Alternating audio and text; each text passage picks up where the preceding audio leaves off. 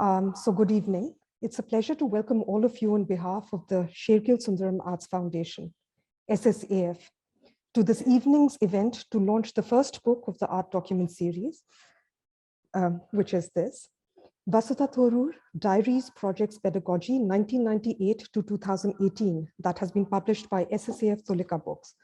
I'm Latika Gupta and I work at the foundation as Director Projects. To briefly introduce SSAF that many of you know, it was established in 2016 with the mandate to carry forward the legacy of scholar and photographer Umrao Singh Sher-Gil, his daughter and a pioneering figure of modern Indian art, Amrita Sher-Gil, and her nephew and niece, artist Vivan Sundaram and filmmaker and television journalist Naveena Sundaram. And since its inception, the foundation's mandate has been to support and enable conjunctions of artistic and cultural practice that deal with historical memory and with a view towards building futures that are based on secular principles and freedom of expression.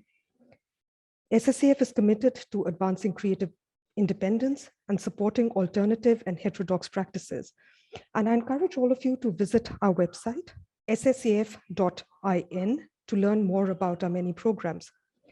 So this evening's panel is being chaired by Geeta Kapur, who really needs no introduction to this audience. But very briefly, she is a noted critic, curator, and writer. And her forthcoming book is Critics' Compass, Navigating Practice. She's the series editor of Art Documents.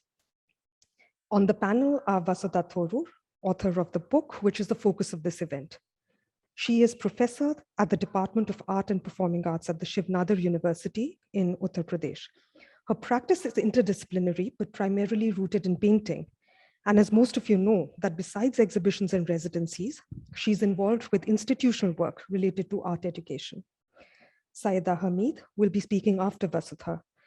She is a former member of the Planning Commission of India and of the National Commission for Women. She's widely recognized for her engagement in public affairs and social issues, especially for women, minorities, and towards building peace. She is a founder member of the Muslim Women's Forum, MWF, and Women's Initiative for Peace in South Asia, and has several major publications, which you can read about in her bio, which we'll be putting in the chat box. And she was awarded the Padma Shri in 2007. Sabih Ahmed is currently Associate Director and Curator at the Ishara Art Foundation in Dubai, which is where he's speaking from this evening. And prior to Ishara, Sabih was Senior Researcher at the Asia Art Archive, visiting faculty at the Ambedkar University, Delhi, and continues to be involved in several curatorial projects, as he was previously. Sonal Khullar, who is joining us early in the morning from Philadelphia, is W. Norman Brown Professor, Associate Professor of South Asian Studies in the Department of the History of Art at the University of Pennsylvania. A well-known art historian, her forthcoming books include The Art of Dislocation, Conflict and Collaboration in Contemporary Art from South Asia, and an edited volume, The Arts of the Book in South Asia. And Rakhi Peshwani is speaking from Hamburg this evening, her afternoon. She is a practicing artist and is currently Associate Professor at the Visual Arts Department at the Ashoka University in Sonipat. A few technical points before we start. Each of the panelists will speak for around 10 minutes, following which will be a discussion chaired by Geeta and a question and answer with the audience to conclude. We request you to type your questions or comments in the chat box during as well as after the presentations. I will be moderating these and presenting them to Geeta. And we request you to keep your audio and video off throughout the event and would also like to inform you that the session is being recorded.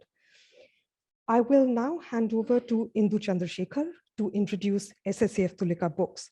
She is publisher and managing editor of Tulika Books and has been associated with Indian publishing since the early 1980s and is also a trustee of SSAF. Over to you, Indu. Thank you, Latika.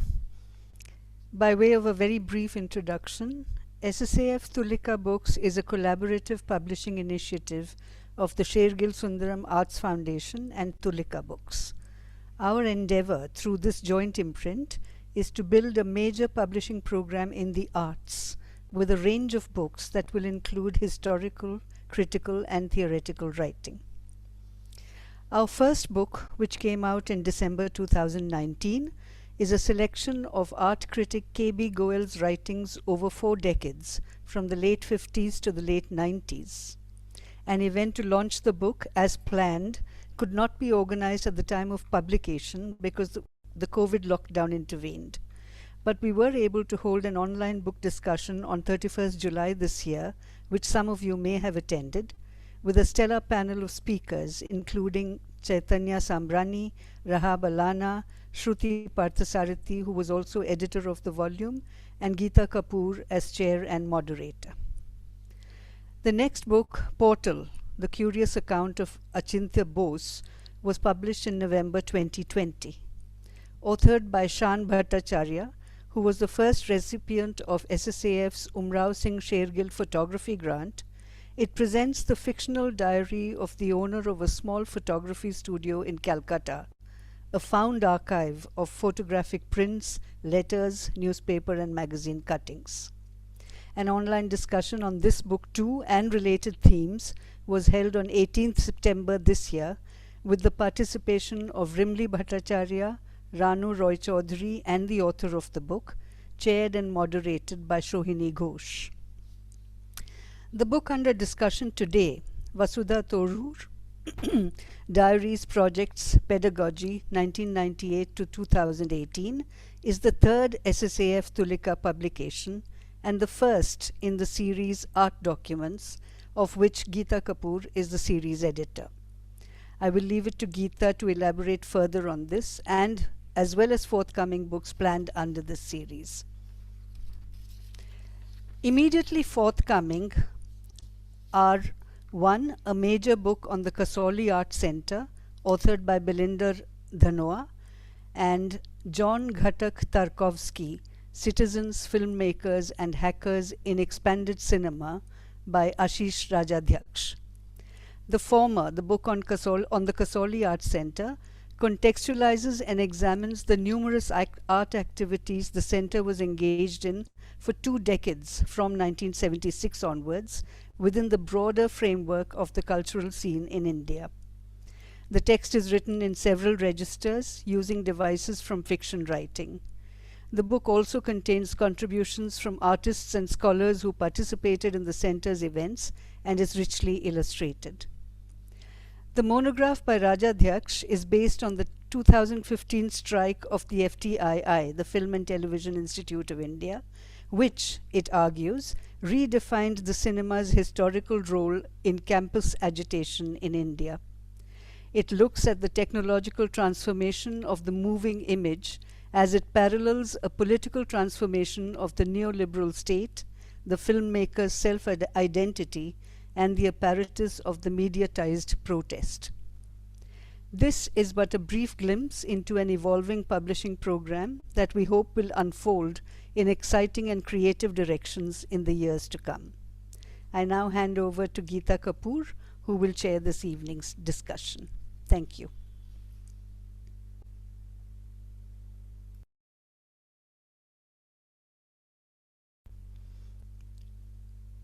Hello, everyone, and welcome. We have a wonderfully full house, apart from our speakers who we've chosen with we've asked and requested and chosen with great care, because we should be able thereby to enter a very complex discussion on what I think, or we all think at SSAF, is a very complex book. I will speak a little. I'll introduce the concept of art documents, of which Vasudha's book is the first in the series. And this series, we hope, will have a long life, because we have already, in fact, listed and imagined future publications, of which I will mention a few, but in slightly elusive ways, without naming the title or the persons who might be authoring or editing the books, because we don't want to reveal the entire story, as it were. Art Documents under the SSAF Tulika Books imprint is conceived as a series of montaged text and image documents, at once archival, contemporary, and contextual. Creatively introduced and edited these books seek to present multivalent forms of discourse where there is no single thesis and no necessary convergences of the vectors released in the process of inquiry. Most of these books will be, in fact, edited by selected editors. I'm only a series editor. The first book, Vasudha's, is written and, in a sense, edited by her alongside Indu and the SSAF editorial team. The series, as contemplated and set apace, includes a book based on an artist's self-reflexive journals, projects, and pedagogical texts. That, of course, refers to Vasudha. And another on an artist's propulsions that take Bing across myriad terrains, from political activism to perilous journeys. A further 2 books signal the imminent threat artists perceive in present-day India, one performing the corporeal anguish of an indefatigable dissenter, another indicating through raging forms the violence perpetuated by the Indian state. The series will engage with filmmakers' incursions into history, their processing of the narrative form through an archival dig, and of the mise en scène as locus for uncanny renderings of the contemporary. There'll be books that are specific to the art object, say, for example, a bare apparatus installed to give pause to the techno-escalations we see around us, and anachronism within lens-based practice that offers the poignancy of a perceptual blur. The series also hopes to traverse recurring sites of struggle, documents relating to feminist collectives that generate performative modes and radical iconographies, artists' investigation of urban ecologies and of land, soil, and sustenance within rural economies,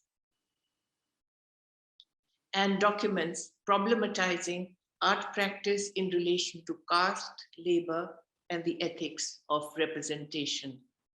We hope then that art documents will constitute a simultaneous resource for understanding aesthetic valences of form and facture, and of art practice involving research, critique, and intervention. I will introduce from my knowing Vasudha and my knowing the process of this book in formation, independently of the entire panel, and then we go on with the panel with annotations, interventions in between. I've known Vasudha's painting for long. Many of these are self-portraits, but sectioned in a way as to become self-annotating and often allegorical. It was a theoretical lecture about pedagogy that made me seek her textual archive. We received at SSAF a huge sheaf, or rather folders of collected papers that revealed gradually Vasudha's rioterly poetics. This suggested the very template for the art document series of SSAF Tulika.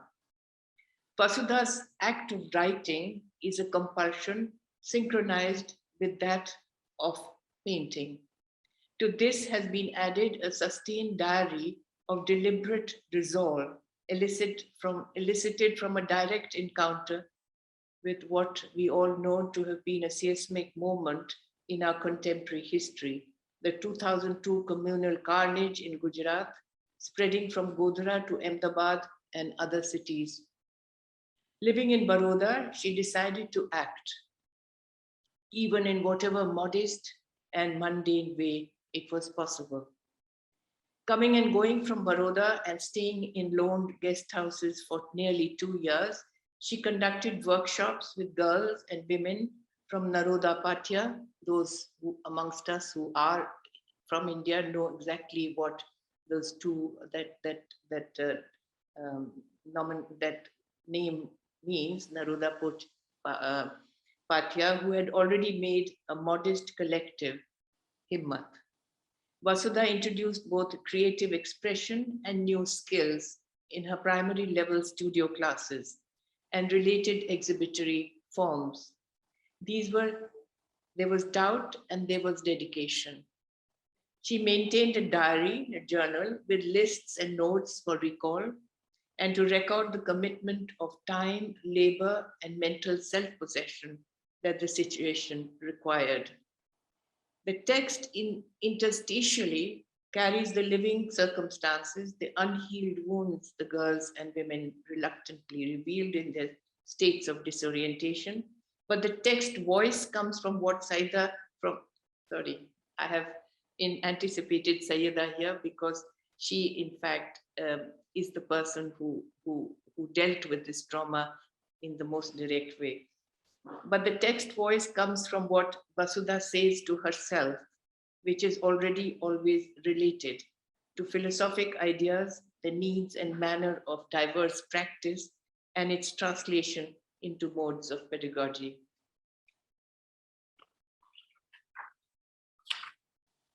The book has taken many years for Vasudha, Indu, and her team to edit, configure, undo, reconstruct, design, and re-edit. The book form keeps the unexpected shifts and breaks of a diary document, existential, reflective, empirical, that yet escapes a nameable genre. In my own words, distinct from how Vasudha speaks of her Himmat experience, what we as readers may derive from the book is Vasudha's understanding of filiation, healing through affective repair, restoration of self, and a rethinking of community in the aftermath of a massacre. Indeed, Vasudha's practice develops what Aupuy Envesor called a civic imagination that must engage with lived history. I'll ask now Vasudha to present her both her images and, of course, her annotation and her reflections on the process of her experience in Ahmedabad and the making of this book. Good evening. At the outset, I would like to express my deep appreciation for the effort that has been put into this publication and the discussion, and to thank the SSAF, Tulika Books, and the panelists, and all of you here this evening for participating in the event. I would also like to thank the Shiv Nadar University for providing the scope and flexibility to develop a distinct pedagogical approach. Perhaps I could begin with a few thoughts about the practice of writing as a kind of backbone to a life within the arts, something that keeps an impending chaos at bay. The contents of this book were not necessarily meant to be published, but arose out of a need to underline the fact that there is a life that goes on beneath the surface of what we consider as work. It was necessary to keep that connection alive consciously, to retain a human perspective that might otherwise be swallowed up by disembodied ideas that endlessly react to one another, governed by a set of prescripted codes, as opposed to the insights that arise from a place of emotional intelligence and an understanding of one's own unique position within a set of circumstances. So one has also become conscious of the possibilities and indeed the necessity for a sort of fugitive presence in relationship to systems that govern the way we function as artists, to be able to go off the grid or slip under the radar in order to rediscover an expanded sense of time, space, and freedom, in spite of the instability that is inherent in such a position. Writing provides stability and the discipline in these circumstances, as it encompasses and underpins gray areas and empty spaces. Moreover, some of the dilemmas and choices that one needs to make are not always spelt out or visible in the work itself, but need to be recorded and discussed in order to create a deeper and more serious understanding of the processes at work. It is also a continuous articulation that brings clarity and a sense of unraveling in time, a spelling out of purpose and meaning and living by it in the face of pervasive and constant flux, and of being able to converse in spite of isolation. I would like to present a few images that might create a context for the writing, as well as certain events that are pertinent to this book and the duration that it covers between 1998 and 2018. To begin with, this is a painting that was completed in 2013, part of a larger community project which had to do with the political situation in Gujarat in 2002. And prior to this, I worked on a series of self-portraits where I occupied center stage, but was also looking at the relationships between events in one's own life and larger socio-political concerns. They were, in fact, inseparable. So the self-portrait is placed within a recognizable context for reasons of a wider readability. But here I step aside and point to an apocalyptic landscape, the site of a bomb blast, which resembles a rose. I had already painted two landscapes based on the earthquake in Gujarat in 2001, and it had occurred to me that I could work with the idea of traditional genres of painting, yet create a hybrid pictorial language in terms of space, perspective, and subject matter. This is Interior 2002, which juxtaposes the spaces of my studio with a memory of collective trauma, and Still Life 2002, which questions the role of the arts in such situations.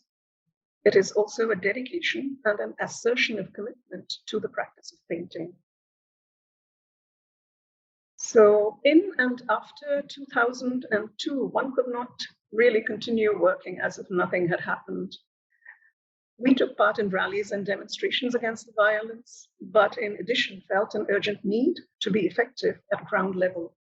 I approached an activist writer, Veena Srinivasan, and worked with her during the first phase of the project, and later with Himmat, a collective initiated by Monica Wahi and Zaid Ahmed Sheikh. The field work was supported by the India Foundation for the Arts, and the actual project involved working with a community from Naroda Patya that was among the worst hit during the violence. They had been relocated in Batwa on the outskirts of Ahmedabad and had formed a collective, Himmat, under the guidance of Monica and Zaid. The women had taken a house on rent and worked on their sewing machines during the day, and I worked with 6 girls, Tahira Pathan, Farzana Sheikh, Rabia Sheikh, Rehana Sheikh, Taslim Qureshi, and Shahjahan Sheikh. We started work on the terrace in January 2005, and by summer had put up a bamboo structure with the help of Sarosh Anklasaria, an architect friend, and Binu from the Gandhi Ashram in Beshchi. And we conducted several workshops there. Apart from painting and drawing, we worked with fabric, embroidery, collage, printing techniques, photography, and film, and also employed a local resource person to conduct basic literacy exercises. And keeping in mind always the need to integrate our work with the activities of the community. For instance, we made posters for the May Day rally that the women participated in every year.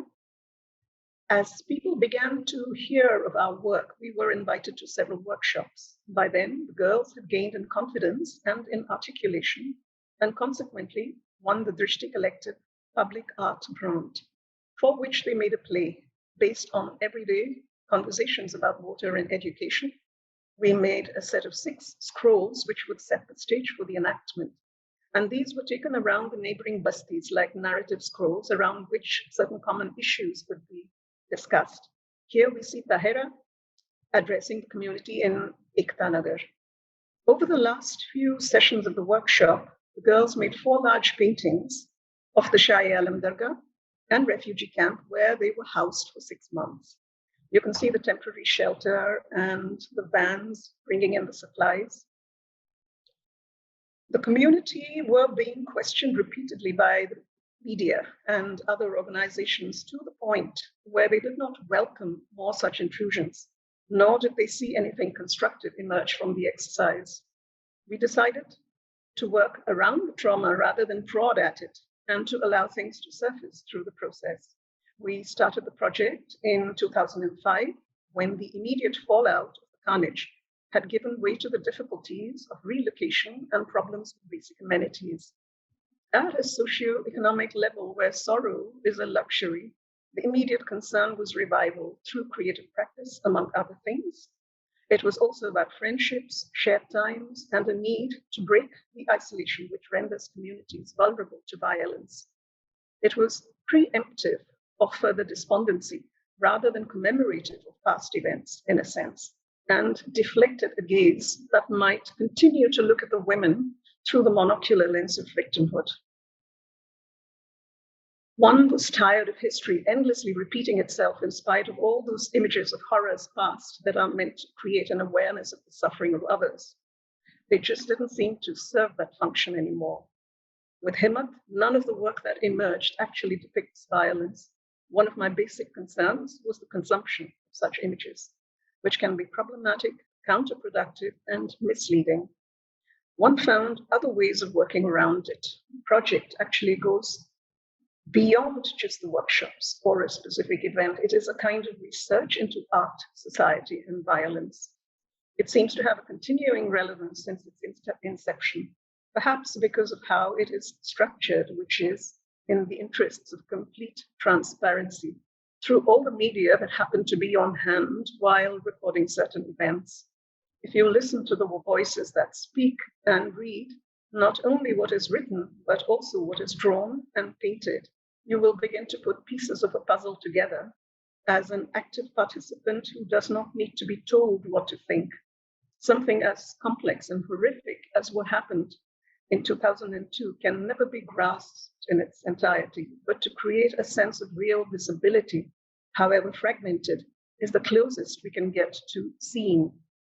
However, with increasing financial stability, housing and compensations received from the government, the group that we worked with gradually disbanded. The question as to how we could bring about a real shift in consciousness still remained unanswered. We felt a certain amount of disillusionment, and it became apparent that a political conscience was one that needed to be embedded in everyday interactions to actually survive the dramatic event that engenders it, and that education was probably the only way in which we could learn to be attentive to it. As far as pedagogy is concerned, our university is located in Western Uttar Pradesh, which is rich in history and mythology, as well as events around the struggle for independence. In the absence of texts that could contextualize appropriate pedagogies for our practice, it exceeds classification and encompasses all aspects of living and thinking. This is of special significance considering the epistemological violence of colonization and the consequent erasures of those places and communities that resisted it. Excavation, metaphorically, and in the archaeological sense of the word, assumes a form of counter-mapping, bringing to light deep connectivities beneath a shattered frame.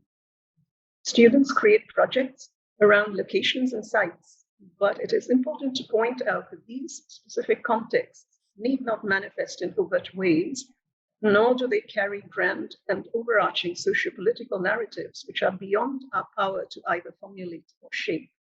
Rather, these sites enter visual vocabularies as material fragments and traces, which are the real carriers of these histories, active elements that enable viewers to probe into and go beyond the obvious, to follow these threads as paths or forensic evidence that could be used to create different propositions for recuperation. The dargah within the campus, the temple, and the myths that surround it form a syncretic composite entity within a grove that protects the wetland ecology. There are plant species there that have become extinct elsewhere. It is also a living example of cultural and religious interdependence between communities. And finally, what one does, writing or painting, is how one lives, and that goes on regardless, as it should. And if some aspects of it are sometimes found to be of value within a larger context, they attain visibility through being found.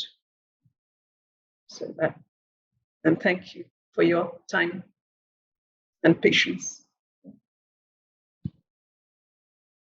Thank you, Vasudha.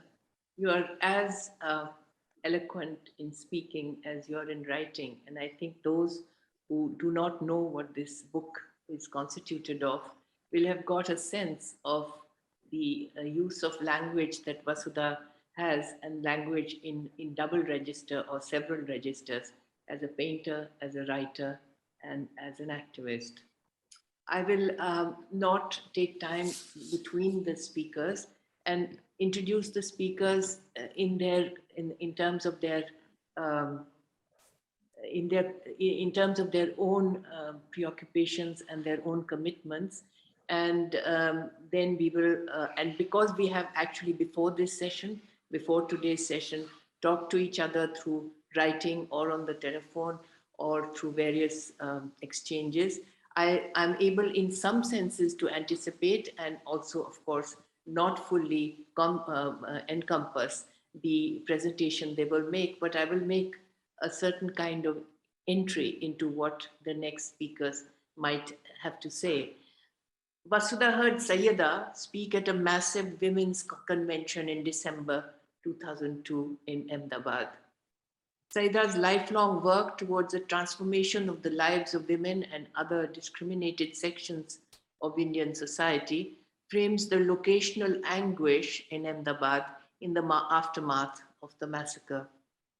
In the light of Saiyida's perspective, Vasudha's texts on Himmat workshops, prefaced sensitively by recorded testimonies of the survivors, gains a modest voice that we are compelled to hear. So I would like to speak about the grand frame in which we must understand history, but also the modest voice with which a person working with a community, whether an artist or not an artist, might comprehend the kind of violence that we have seen in this country and in the world in past so many decades, and which never seems to but only escalates. And Syeda perhaps is one person who confronts it directly, both in terms of direct engagement as well as in terms of investigation reports and representations continually and bravely through the worst periods of our recent history. Syeda. Thank you, Geeta. Thank you, SSAF, Indu, and all your colleagues. And most of all, thank you, Vasudha, for the experience of reading your book. Although I must confess that I could not read it at night. It brought back too much. But anyway, I just want to, before I go into that, I want to make one confession. You know, very daunting for me to be on this platform because I'm not an artist, and this is really something which is a world that I've really not stepped into for a long, long time. So please bear with me and my fumblings if I make some remarks that, you know, seem to be very out of place and out of context. So I beg your forgiveness before starting. While listening to Vasudha, of course, we had met, and we had met. Geeta mentioned that in Ahmedabad, she must have been very, very young, and I mean, I was there as 2002 was a very traumatic time. It was post Women's Commission and before Planning Commission, so in between. You know, Vasudha, when you said it was not meant to be published, you know, that somehow, you know, hit me. And also when you spoke about retaining the human perspective. In a way, what you have said in your opening remarks has linked my world with the world of art. That's the only way I can express it. Your engagement with Gujarat has again, you know, linked our world. Your participation in rallies and demonstrations, your movement from Naroda Patia to Vatva. All of this is very, it sort of, I identify with you when you write. Of course, you do write very beautifully, and I'll speak about that later by quoting little pieces from you, which made, again, had a very deep impact on me. So reading your book meant reliving a life I had lived bit by bit and burn by burn and left behind. And your characters that you mentioned, one of them was a very close friend of mine, Bina, and all the others were like, they were characters on my stage, names like Praful, Sudhir, Raji Patel, Harsh Mandar, Ashok Chatterjee, Aziz Qadri. These were all, people that I converse with, even though I may not meet them, but in my heart I converse with them. And then suddenly, just a couple of days ago, I read, and I got it written down here.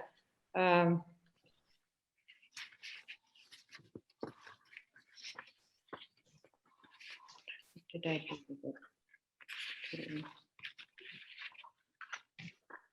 Yeah, a couple of days ago, Gujarat always haunts you.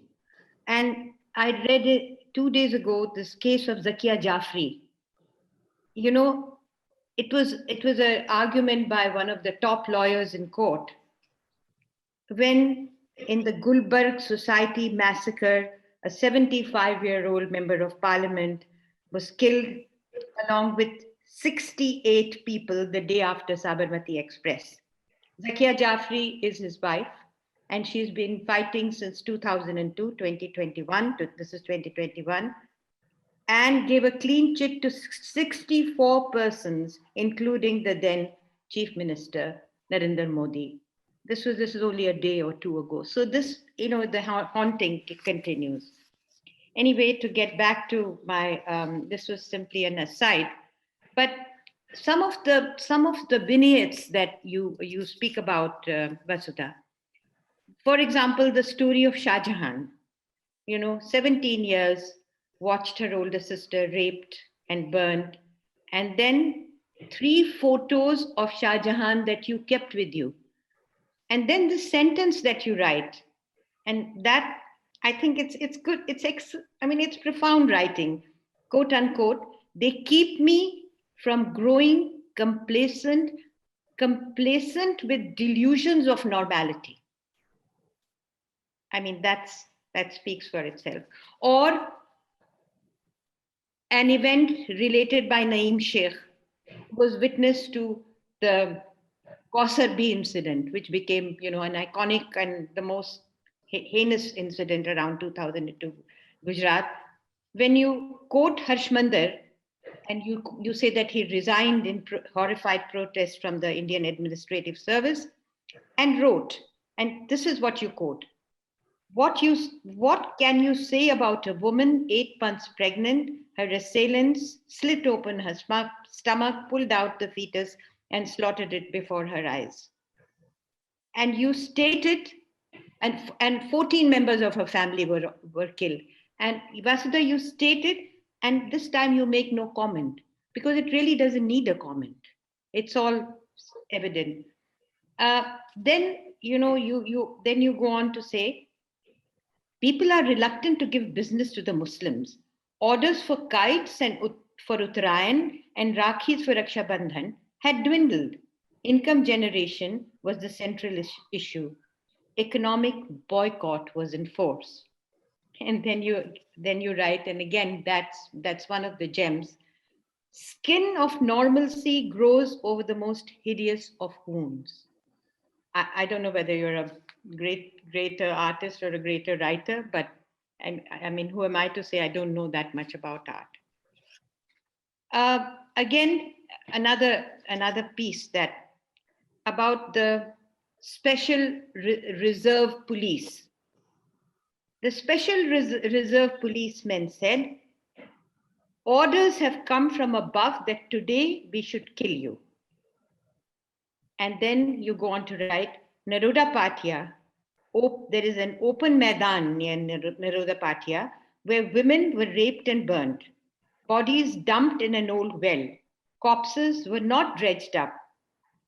We did not find the well and felt reluctant to continue our search. It seems ghoulish to do it. And when you write, I think of one image that rises before my mind is that of Mayaben Kodnani, the MLA who led the mobs, who led the marauders in Neruda Patia, and you mention her too. Then you say beyond the Maidan were SRP quarters. And this is really a very important part of your narrative. Women from the SR, that's the reserve police families, also said, burn them, so that they don't realize how those who were in the train felt. Women from the SRP families said, burn them. And you know, we have a very interesting parallel with that. There was a filmmaker, and I'm sure a lot of you have known him, a man called, and Indu beautifully published him, Khaja Ahmed Abbas, whose Dharti Ke Lal was a great classic. When he wrote about the 1947 Bombay riots, he wrote about how Muslim women and Hindu women came out in glee. You know, that is amazing. I mean, this kind of, I just thought that, you know, that image, you know, was you know, that the similarity was very striking.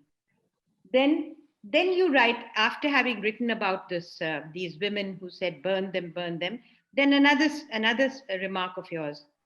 I could not believe that people who ate my bread and biscuits could be so brutal. That's it. Then the story of 5 posters. And this is my last point, and I hope I can express it to some kind of a articulation that would makes sense to this wonderful group of artists who are obviously in a totally intellectually much more honed than I am. The story of 5 posters, artist / activist collaborative. That's a very important part of your book.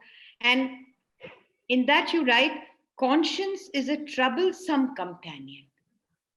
As an artist, I think you make a tremendous point there. Conscience is a troublesome companion. We are, and I think this is something which I just feel like a thought that I leave with the audience today, with the friends and the colleagues who are on the platform. We are as much, that is artists, are as much a marginalized or minority community as any other, though we are better equipped to pull ourselves out of such a position. Why do we not do it? We are as much a marginalized or minority community. And then you answer why. And there is a whole argument that you give. I don't want to go into it. I don't have the time. But it is for the artist to examine this proposition. But for me, this is the central issue in the book.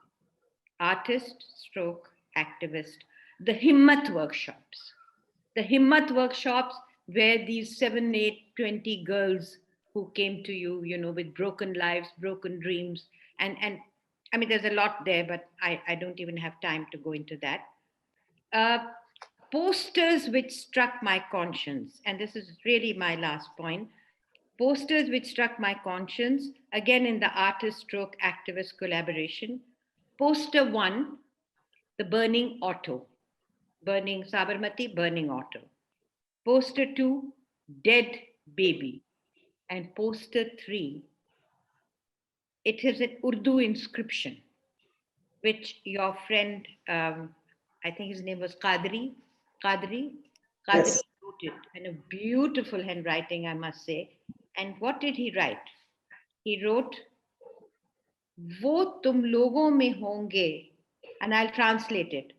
वो तुम लोगों में हो, I'm sorry, वो तुम लोगों में होंगे जो यहाँ दोबारा आए तो किसी औरत की जाने भी न देखेंगे, सिर्फ जख्मों पर नजर जम जाएगी, जिस्म से जलने की बू आएगी, तो बस इतना ही काफी है. These lines to me are even more poignant than Faiz Ahmed Faiz. Now let me explain it. Those of you, and this is what this Urdu inscription says, those of you who come here, when you come again, you will not even be able to look at a woman in the face. You'll only look at the wounds. You'll only look at the wounds, and your eye will be riveted on those wounds. And the stink of burning flesh will fill your nostrils. That's enough. So I can't say much more, and I think I've made whatever I got a lot out of this book. Very difficult to read, very hard to read, because for me the part that was very close to my heart was what your Himmat workshops, your activism, and this artist activist collaborative. Thank you very much, Vasudha. Thank you very much, Geeta. Thank you. The activist actually refers to Bida, not myself, as a matter of fact. Say that again. Say that again. The activist, the word, actually refers to Beena Srinivasan. Beena was, sorry, Geeta, Beena was an activist. Beena was a very dear friend who came and stayed with me. But in my eyes, you're an activist equally. I don't know if you take it well or not, but that's my feeling. Syeda, we couldn't have made a more precise and profound decision in asking you to speak. And I almost certainly do not want to annotate what you said. It's fulsome, and it is far-reaching within the discourse of political activism, but beyond it in terms of its humanity. So thank you. We move now to Sabih Ahmed. From what we have discussed, Sabih and I and Latika and some of us have discussed together of how Sabih wants to come into this discussion. It's based in the context of Baroda artists, although Vasudha is not what is classically known as the Baroda school, which is even not a correct nomenclature, but nevertheless, she moved to Baroda in the mid-90s and lived there for almost 15 years, I think, before she moved to Delhi to join SNU. But there is a certain affinity that Vasudha's work has with the figural movement in Baroda, in the Baroda art school, as well as in the Baroda context. And commitment to a figural language, Sabih would like, I think, as a critic, and very specifically an archivist and curator, sees in Vasudha's difficult decisions profound modulation of artistic subjectivity in relation to violent history. And I think that in some ways this modulation of artistic subjectivity struck me as one of the very important points in relation to Vasudha's work and how Sabih might deal with it. Sabih, please. Thank you, Geeta. And thank you everyone for joining. I'm sorry, I'm a little under the weather, so I hope you excuse me for fumbling sometimes. So I'm going to just read a paper I prepared for today. It's a very difficult act to follow after everything that we've discussed, after Vasudha's and Saiyida's presentations, and this will be a little bit of a change of register. So I hope it can be a smoother transition than I can anticipate right now. I'd like to come in today from two entry points that I've shared with Vasudha in the past years. I've known Vasudha for some years now, having known her since I was a student in Baroda and having visited her studio several times and learning so much about her projects. So the first entry point is from an art historical trajectory, having worked quite extensively on the history of the Faculty of Fine Arts in MS University of Baroda. And the second from discussions on archives and testimonies that I've had with Vasudha and several other artists in the past years. And I bring these as a way to signpost that this book that's just been launched may offer a different kind of reading into the discourse of Indian art history and of archives altogether. I realized that I might risk inscribing Vasudha too closely within the Baroda narrative, which is not the case because she only moved to Baroda as late as 1996. So I want to do this with caution so as to maintain that we read in this book actually that in this book we see something that augments and furthers some of the trajectories that we have so far invested when revisiting Baroda and art history. As I read this book, and I still have to complete it, I realized that it congeals important shifts that we may want to recognize in 20th and 21st century art history. So let me begin with the first trajectory I pointed out, the art historical one, particularly located in Baroda. For many listening who might not be aware of the history of the Faculty of Fine Arts, the school was among the first fine art colleges set up in post-independence and post-partition India. What's unique about it is that it was set up in 1950 alongside two other faculties in MS University, the Faculty of Social Work and the Faculty of Home Science. And the first vice chancellor was a social reformer and activist and freedom fighter, Hansa Mehta. So Fine Arts faculty, since its establishment, was part of a pedagogic and institutional complex that saw art within a social and political project or paradigm. The faculty members that were invited to shape and run the programs were themselves practicing artists. And another important point I want to highlight about the history of the faculty and about the city in a way is that it integrated the art history program within the fine arts practice program. Now, art history until then, and even until today in many colleges and universities, is kept within the humanities departments and not integrated within fine arts practice programs.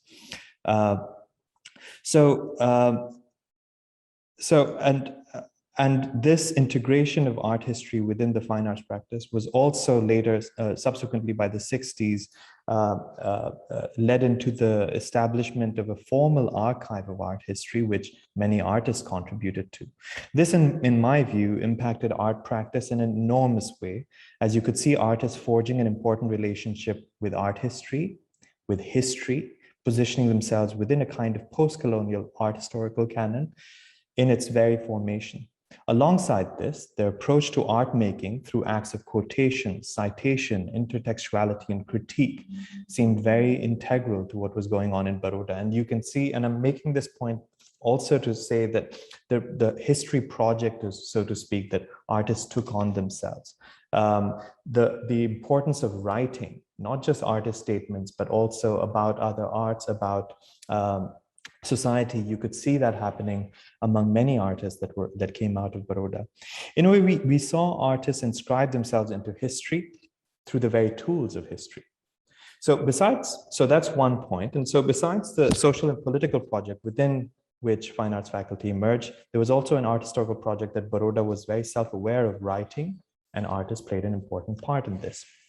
Now, we know how much Baroda was known to be the figurative narrative school of for its figurative narrative school of painting. And while we can certainly read into the stylistic properties of it, I think an important aspect to recognize, and this has been written about by Geeta herself, by Chaitanya, by Kumkum Sangari, Karen Sitzwit, is the formulation of three things I want to mention. The formulation of the personal and the historical constantly inscribing one another. So the personal inscribed into history, the historical inscribing itself onto the personal. And Baroda school is constantly punctuated by the historical, also through various moments of ruptures, violence, and all kinds of incidents, not just the formation or reclamation of post-colonial modern subjectivity, but also the fault lines in modernity, in colonialism and post-colonialism that continue to keep surfacing. Think of K.G. Subramanian's work on the second partition of the subcontinent during the Bangladesh Liberation War. Think of Ghulam Muhammad Sheikh's 70s works leading up to the emergency in 1975 and the iconic Speechless City painting in 1975. Think of Nilima's paintings, one she made actually much later in 2008 called Testimony, referring to the Gujarat riots. Think also, subsequently, of course, in many other places, artists referring to violence in contemporary politics, contemporary society. Think of the formation of Sehmat in the 90s, artists such as Nalini, Romana, Vivan. But within Baroda, you can see a kind of congealing. And you can see also how writing plays into that, and how, say, Ghulam Sheikh and Bhupen, when coming out with Vrishchik Journal, the 72-73 issue actually published Geeta's own MA dissertation in Quest for Identity, Art and Indigenism in Post-Colonial Culture, with special reference to contemporary Indian painting. So there's this kind of personal being inscribed into the historical, and the historical inscribing itself onto the personal among artistic projects. The second point, that the home and the world constantly inscribe one another. The figuration of home in Ghulam Sheikh's paintings, Nilima's paintings, Jyoti Bhatt and Raghav Kaneria's photographs, in Bhupen Khakkar's painting, and even the subsequent generation of artists. But this was not a figuration of home as a space of domesticity or interiority, but a home in the world. It was a home inflected within mythological, biographical, religious, and secular weaves. Think of so many paintings that way, but also think of the home that set on fire subsequently. And that's something that we start seeing almost like a genealogy of kind of representation of homes and the city. Then the third point, the visual and the textual constantly inscribing itself onto one another. A number of artists from Baroda have been profuse writers, historians, chroniclers. I'm actually going to say that Vasudha's book is not a chronicling book, but I'll come to that later. Kumkum refers to this intertextuality in an essay on Nilima, which was published in Trace Retrace, where she writes about a looping gaze and an aesthetics of circulation, where it's not just an authorial voice that through which the text appears, but collective voices that can range from testimony to poetic references or inferences. A lot of feminist movements in the late 70s were interesting to read from this vantage point. Think of the autonomous women's movement and Om Swaha that was shaped by Anuradha Kapoor and Maya Rao and extensively photographed by Shiba Chachi, giving an embodied voice to testimonies. This haunting voice takes a shrill kind of pitch in works of Nalini Malani's and almost becomes a kind of silenced scream in Rumana Hussain subsequently. So this feminist take on the visual and the textual inscribing onto one another, and then the embodied, is something that somehow this book made me think about. And lastly, a move away from the style among painters into language. A linguistic understanding of art seemed to offer greater mobility within the kind of historical interweavings that were happening. So language here was somewhere a process of both transmission and transformation, and it allowed for borrowing, citations, puns. Chaitanya refers to this as a desire to countenance the past, and he refers to so many writers that were invested in this. But after reading Vasudha's book, an element that really came to the fore that I somehow did not attend to or took for granted is the recurring motif of the city in a lot of artists in Baroda. It's almost like you can map out a whole art history of cities, and not cities only in terms of architectural constructions, but really about the multiple voices and aspirations that shape it. We've seen a generation of artists who were interested in painting cities, and not just as a built environment, but also with projecting modern and secular values and cosmopolitanism. But also the city on fire, like I said, the home on fire. Think of Gargi Rena's work, or B.D. Suresh's work. Vasudha's book somehow brings all of these facets to the fore. The home, not through architecture, but through voices, many voices that interweave in this book. So what we see in this book, and I hope my presentation will be seen more like an entry point into the book, is that it's that it offers an important refiguration of aesthetics in the wake of systematic violence. I want to go so far as to say that the book makes us recognize how artistic language, which was a hallmark of Baroda's contribution to Indian art history, fundamentally changes after the subsequent kinds of Hindutva violence that has been happening, especially since 1990s and more so after Godhra. It shifts away from the representational and citational register. And Vasudha's practice, I think, really captures that. It's not a representation or citation of it anymore. It's projects, the artistic confluence of the personal and the historical, the home and the world, the visual and the textual somehow starts splintering, even though Vasudha's presentation was so articulate. In this book, we see a splintering of visual language, mediums of circulation, and artistic ideas that is not inscribed into the framework of an artwork, but a project with multiple stakeholders, multiple peoples from different vantage points. The diaristic account in this book is therefore not an artist chronicling history, but on the contrary, we're made to witness the fissures in history inscribed onto and mediated through multiple voices that emerged through these projects. Griselda Pollock had written about Bracha Ettinger many years ago about the importance to mark a shift away from witnessing as an act which is supposed to be objective, distant, and in place, think about witnessing as a feminist position to take. Witnessing being along with when you're apprehending the world and acting in the world. I think this book plays an important role in making us see Vasudha's practice and a much wider for feminist practices in 20th and 21st century through some of these entry points. So I'll stop there. Thank you very much.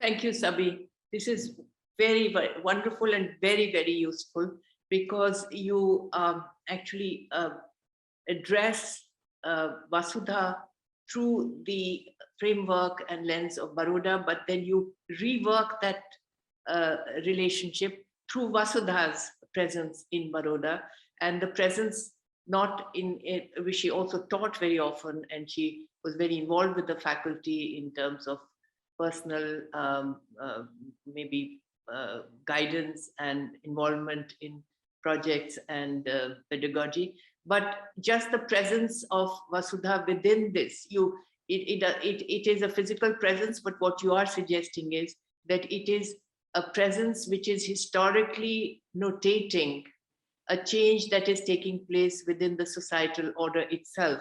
So what you have done is actually made a kind of, you've conjoined an individual's history with the institutional history and a history of a movement within Baroda in a way that you actually can project it into the very traumas which art history itself must address in the way that Griselda Pollock does. And thank you very much, because this, I must say that I wouldn't have probably seen it in this kind of continuity and relay, where the rupture is as important as the relay. Very, very useful for our long-term art historical debates and discourse. I now request Sonal Khullar to speak, and we are very, very happy that she has agreed to join this panel, which is in some way has a certain kind of intimacy because many of us know each other very well, and Sonal knows us as a scholar and by her frequent visits and her interactions, but there's also a certain kind of disciplinary distance, a useful thing from within which she can annotate, from which she can perspectivalize the debates that we have. She's an art historian, as we all know, engaged with modern and contemporary art, and deploys a discursive framework in all the work that she does, which I believe might anticipate her own forthcoming book. And I was probably invited by the very title. I don't know the book because it is not yet published. The Art of Dislocation, Conflict and Collaboration in Contemporary Art from South Asia, in a sense that is a framing that is so appropriate for a discussion of Vasudha's work and Vasudha's book. Vasudha's practice ensues from within a social matrix that is conflicted and seeks collaboration on that stressed ground. So probably Vasudha will respond in relationship to what she has been researching and in relationship to her reading your book. Sonal. Thank you. I'd like to thank Geeta Kapur, Latika Gupta, and the Sher-Gil Sundaram Arts Foundation for the kind invitation to speak here today. Thank you also, Indu Chandrasekhar. It's an honor and pleasure to join this group of panelists, especially Vasudha Thozhur. Although this discussion marks our first meeting, I first saw Thozhur's work in Edge of Desire, a traveling exhibition of contemporary art from India curated by Chaitanya Sambrani, now over 15 years ago. That exhibition was a form of critique and comment on an India that had come into being with the neoliberal economic reforms of the 1990s and the rise of the BJP. In reading Vasudha Thozhur Diaries, Project, Pedagogy, 1998 to 2018, I was reminded of Sambrani's articulation of the relationship between art and politics, roughly contemporary with Akwi and Wezor's Documenta 11, an exhibition held in 2002, which cast new light on practices from the global South, including the work of Amar Kanwar, Ravi Agarwal, and the Rux Media Collective from India. Before the exhibition's opening, Wezor staged 4 transdisciplinary platforms in Vienna, Berlin, New Delhi, St. Lucia, and Lagos, organized around the themes of democracy unrealized, experiments with truth, creolite and creolization, and under siege 4 African cities, Freetown, Johannesburg, Kinshasa, and Lagos. I've written about and taught courses on art after Documenta, crediting that exhibition with a change in curatorial agendas in the metropolitan art world and renewed attention to socially and politically committed art in the long 20th century. This shift is welcome, for the model of artist as teacher, curator, critic, and above all citizen was well established in India, cultivated in institutions like Shantiniketan and Baroda, and encapsulated by figures such as K.G. Subramanian and Ghulam Muhammad Sheikh. It shines through this book as Thozhur writes of her engagements with organizations and institutions, CEPT, NID, the Kanoria Art Center, Himmat, JNU, the IFA, among them. She writes of thinking and theorizing as essential to doing and making, of the role of the artist in society as witness observer, reporter, conscience, and catalyst. Artists increasingly see themselves as active agents of social and cultural change, Thozhur writes. This book provides a firsthand account and close-up view of that identity, of shuttling between activities and spheres and rethinking the categories of art, artist, art world, and activism. Thozhur is not alone in this task. In an exhibition catalog published in 2004, Pushpamala N claims, quote, "In a post-colonial country like India, artists have seen their role as developmental and have worked to build institutions and the infrastructure for life to flourish. For Pushpamala, this identity entails moving between gallery and alternate spaces, doing experimental and collaborative work, and defying divisions between mainstream versus alternate practice." Here is Thozhur on the politics of urban space, where she reflects on her university's location in Greater Noida, along the Grand Trunk Road, and at the gateway to the Delhi-Mumbai Industrial Corridor. Quote, "Despite varying degrees of emphases, all art is public in the broadest sense, and subjectivity is the prism that throws light on a worldview which is in continuous formation. The studio embodies this position. It is at the threshold to a world whose dimensions are informed by the sense through which we perceive and interact with that which is outside us. Within the limitations of each aspect of this space, there is room for an active intersubjectivity in relation to those whom we work with or address. There are qualitative differences, but space is always public if we are conscious of the communicative potential of our work." end quote. The discussion of Thurur's position at an art school, within a landscape, and among communities, and the need for what she calls a sustainable ecology for the arts, evokes the fraught and fragile place of art institutions in a post-colonial society. It recalls long-standing debates on the elitism and exclusion of institutions. Is the artist segregated from society?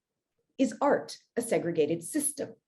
Navjot asked in a book discussion of Nancy Ajania's 13th place at Coj in 2016.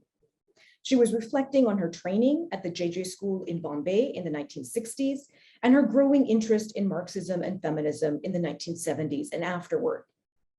Such questions have become more, not less important or urgent. Is the artist segregated from society? Is art a segregated system? Such questions have become more, not less important or urgent with major shifts in politics and economics over the past 2 decades, including violent, concerted right-wing assaults on institutions of higher learning, and a new network of institutions in which art education, practice, and criticism are cited. For example, Coj, FICA, Ambedkar University, Shiv Nader University, Ashoka University, and JNU in and around the National Capital Region where Thurur lives and works. Referring to the impact of Coj, an artist organization in Delhi established in 1997, artists and critics have observed of the 21st century art world. Art making has become discourse creation. Artists are in seminars more than studios. Artists should talk less and make more work.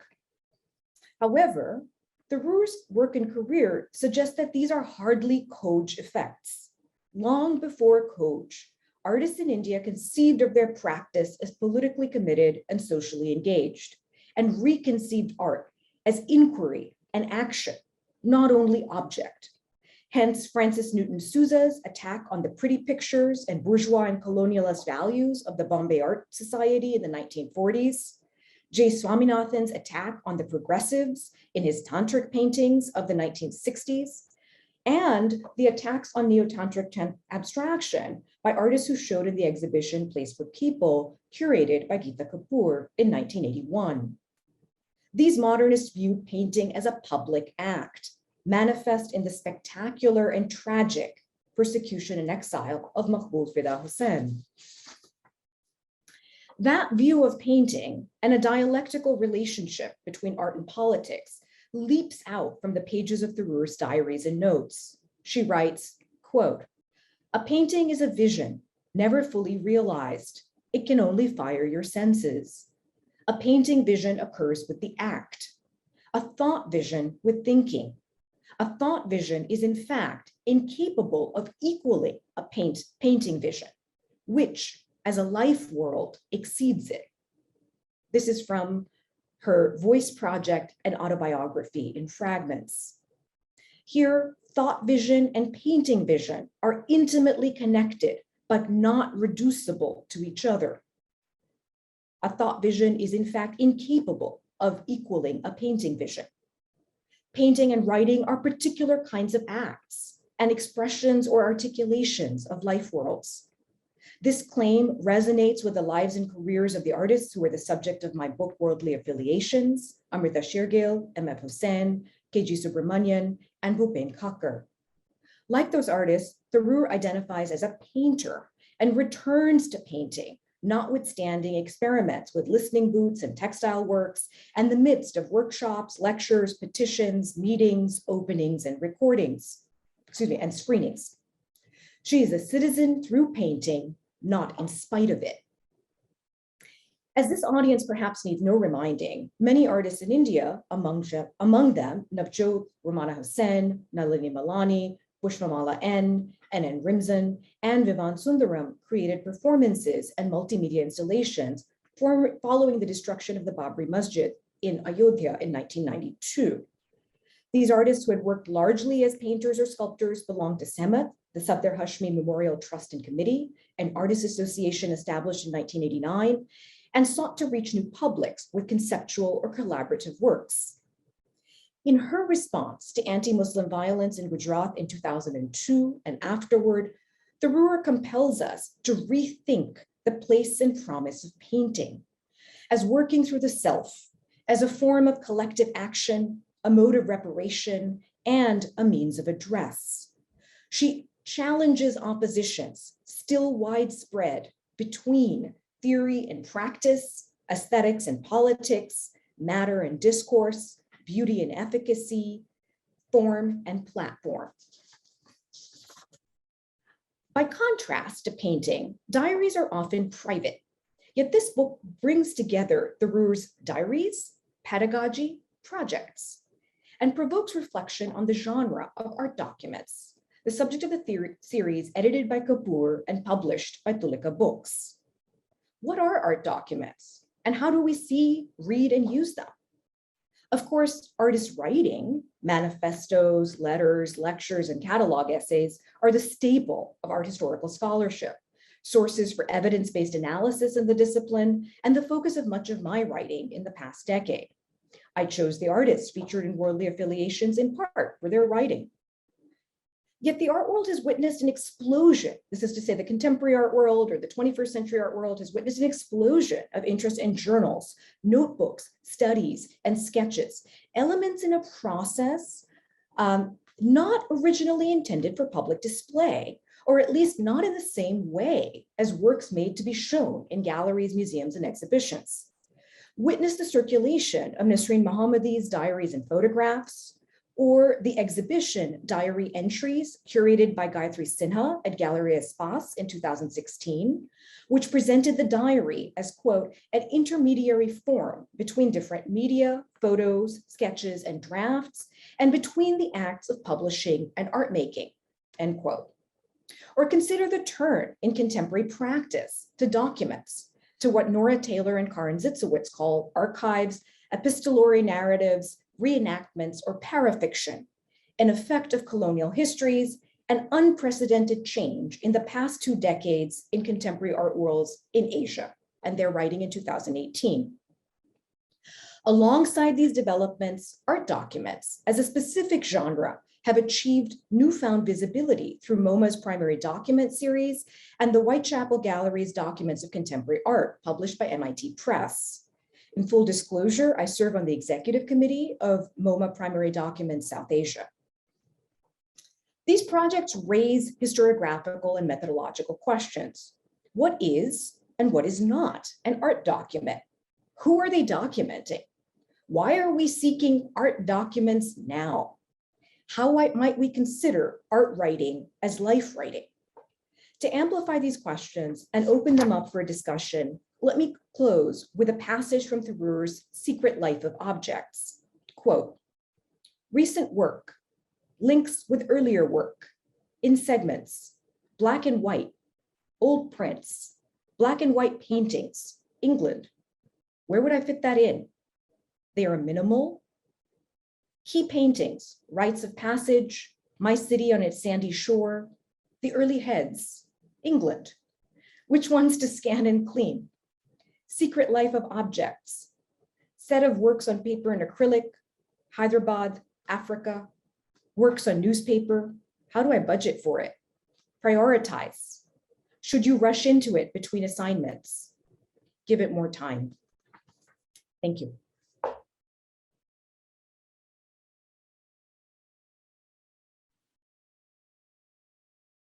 Thank you, Sonal. As we had hoped and expected, you have enlarged the frame and as an art historian, connected the institutional histories and the histories of discourse, whether they were at that time referred to as discursive practice or not, which were in fact the term entered the vocabulary much later.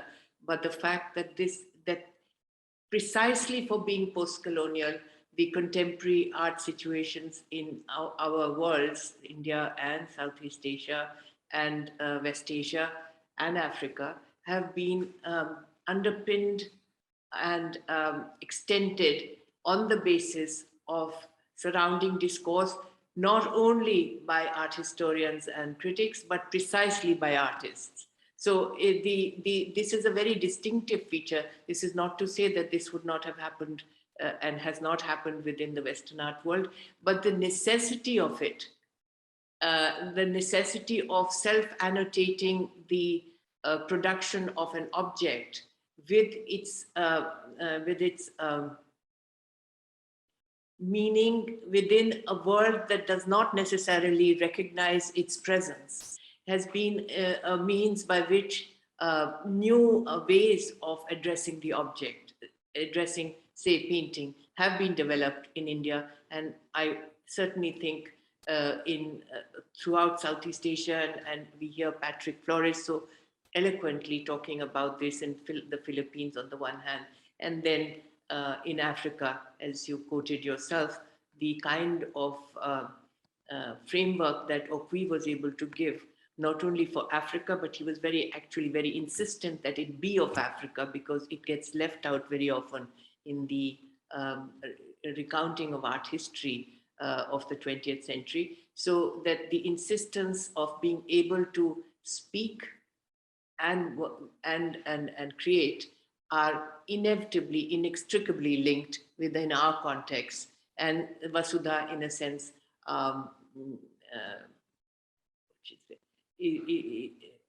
finds a subjective position within this art historical and political historical discourse. She actually wedges herself into that as a subject, which is different in many ways from even the artist writers in India before her. So it is a very distinct intervention into the discursive field that Vasudha makes, and you contextualize it in the largest framework that we have. We now have Rakhi Peshwani, and Rakhi knew Vasudha when she was a student at Baroda and has had a connection throughout. She herself pursues subtle forms of retrieval. If those who know Rakhi's work would immediately recognize what I'm trying to say, she's deeply sympathetic to Vasudha's values around practice and pedagogy. Possibly Vasudha too reciprocates Rakhi's invocation of what she's going to speak about, and which Rakhi shared with us, care aesthetics. Even simply beauty required towards a recovery of everyday humanity.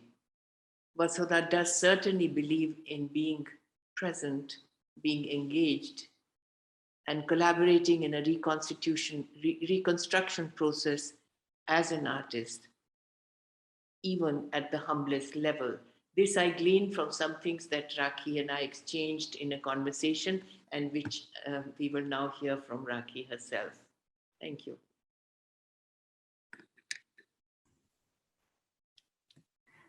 Good evening, and thank you to Sher-Gil Sundaram Arts Foundation for inviting me to this engaging panel of discussants.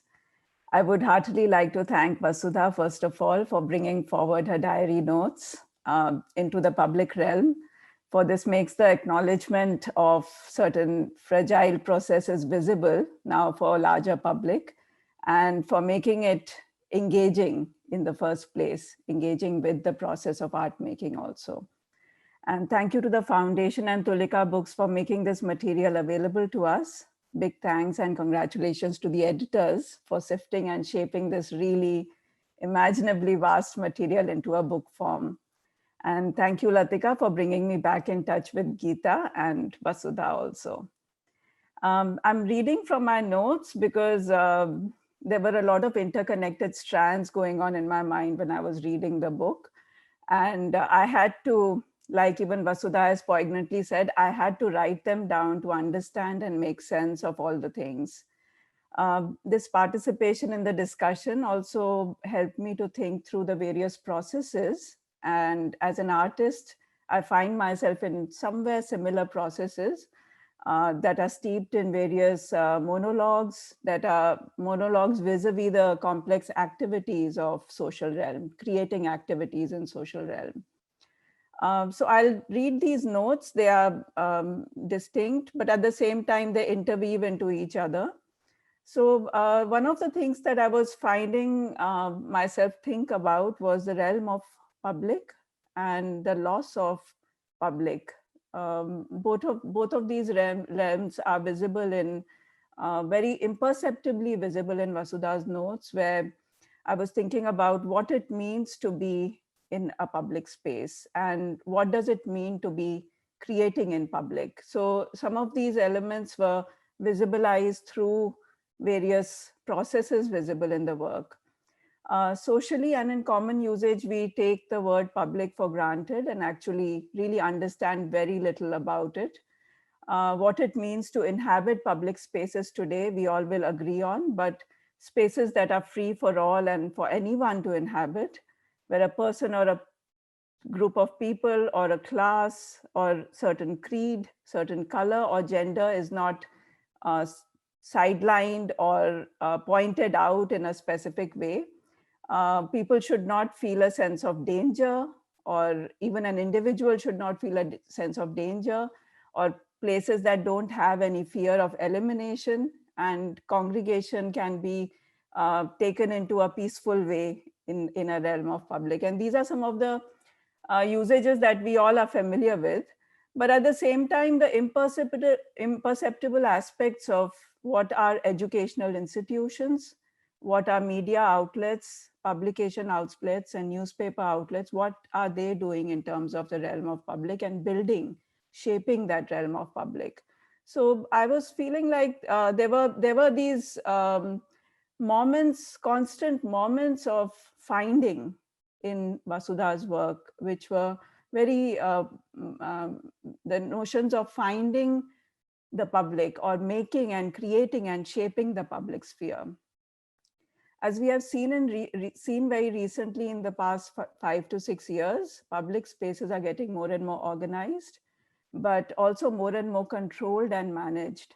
The political aspect of what it means to come together as people on shared grounds has gained certain momentum today in big cities. In such a context, when a person steps in to even address or form a public, it is a political act.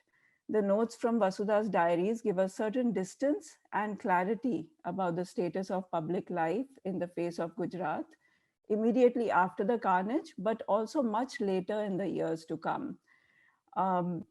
Diary entries from those times provide us various glimpses into the constant dissolution of public realm and her attempts as an artist to step in and mobilize a sense of public from the devastation in particular communities, particular households as well.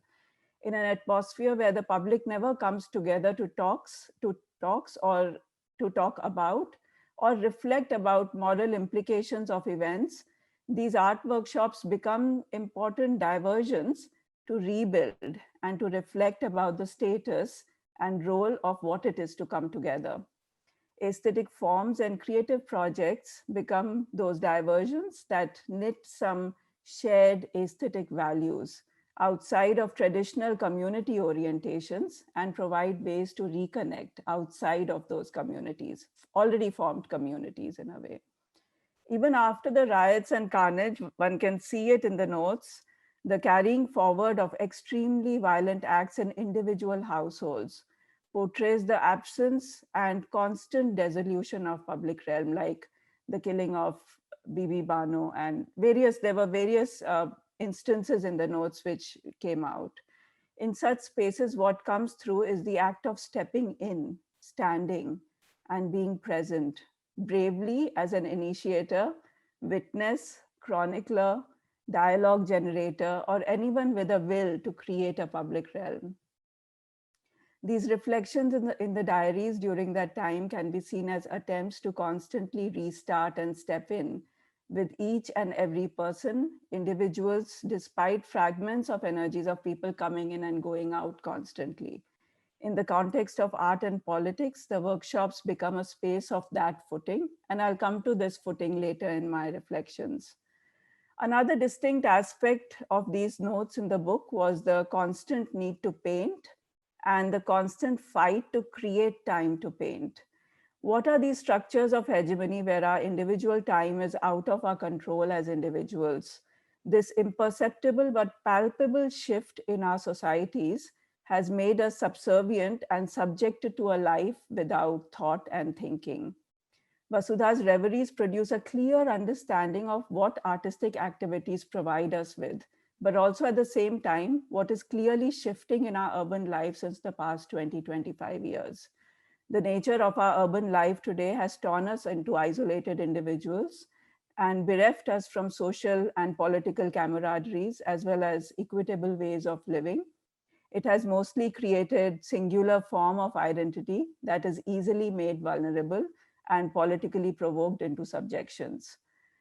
In the context of workshops, I was also thinking about what it means to create artistic forms that are not based on immediate functions or established notions of spectacles, where livelihoods are mapped along very social utilitarianism, its corresponding demands on time. It is clearly visible that the most challenging aspect for these workshops and projects was to create interpolations of aesthetic forms, marble painting or natural dyeing workshops, Madhubani painting workshops. This essentially because our social and political forms have been colonized by economic values and administrative processes. Any activity is viewed in relation to economic output. It dominates the realm of public and private life. Some of the imperceptible aspects of these notes are the attempts of an artist at nurturing possibilities through grants or funds, where she could bring up facilitating zones for nurturing artistic languages in people, inculcating notions of artistic freedom through a site and active participation. The need for basic education and the role of artistic education intermingle in most of these contexts. Meanwhile, her notes also help us see the self-reflexive critique of teaching any established paradigms of learning skills only for creating surplus functional objects. So she's reflecting on skill being imparted, but not in a way that it creates only surplus thoughts, surplus objects or surplus ideas. To again go back on this inculcation of artistic freedom, I would like to think through the work of Hannah Arendt and the role of, and the kind of role she casts on judgment, the human potential of prudently thinking relationally through situations and meanings, judgment that is not impeded by economic or industrial processes or by behavioral laws of societal beliefs. It is a responsible thinking, understanding, decision-making in the face of the half unknown and incalculable reality.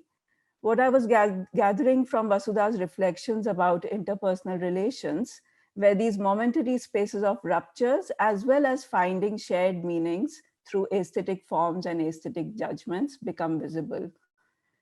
Some of the subtle but pertinent points in the book are the reflections and reveries, the torn and exhausted body trying to figure out, a person torn between some important aspects of creating or shaping a public and political life, and an individual space of reflection and contemplations, both equally and actively demanding in their languages.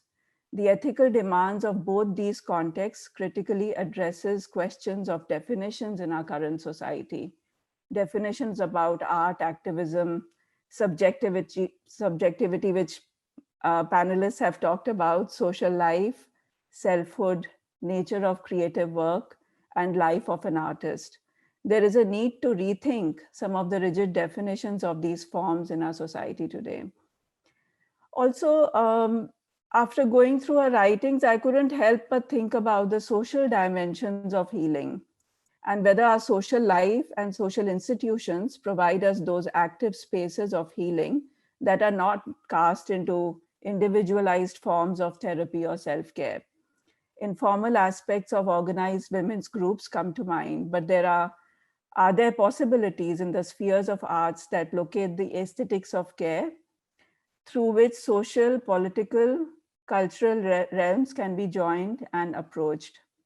This does not only mean providing immediate relief to wounds inflicted by specific contingent events or times, but a whole nexus of after activities, actions based on the dynamics of being present and engaged in the slow process of healing and reconstruction. This also includes actions based in administrative, social, legal, and other frameworks that are helpful in building societies. but also actions based in ethics, responsibilities, attentiveness, care, empathy, affection, love, duty, integrity, well-being, equity, and reciprocity. These facets of humanity are primal bonds of social life, and they are elements in varying kinds of collaborating building. These are also about formal acknowledgements of human interdependencies and creation of equitable spaces with relational aesthetics and relational languages. In such contexts, perhaps interdependencies could be laid bare without any hesitation and with complete trust or understanding in processes. The viewer, participator, or maker of art becomes a cultural neighbor in a way, whether through a small creative encounter of a workshop or a project or a large-scale exhibition or active participation in creating equitable worlds. In such a nexus, perhaps it is time to critically reflect and assess the status of our current politics, our modern and newer art institutions, and structures of modern art education. Thank you everyone for joining in and listening patiently.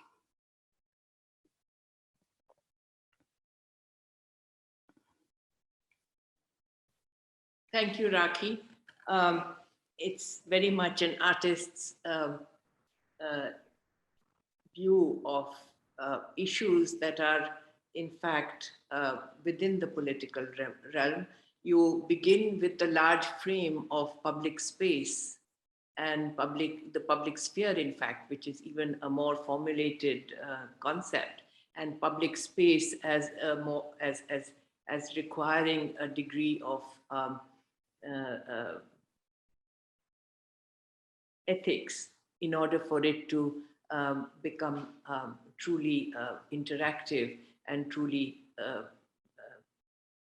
hospitable.